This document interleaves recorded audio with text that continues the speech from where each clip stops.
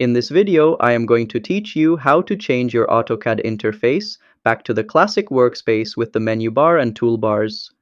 This setup is perfect if you're more comfortable with the traditional AutoCAD look. Let's get started.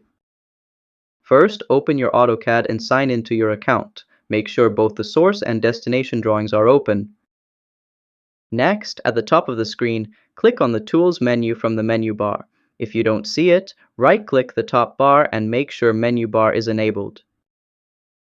Then, from the drop-down choices, hover over Workspaces to reveal more options.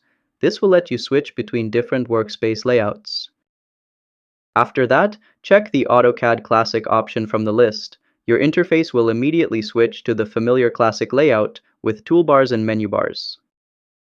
And that's how to bring back the AutoCAD Classic workspace. If this helped, give it a thumbs up and subscribe to How to Tutor for more helpful tutorials like this. See you next time!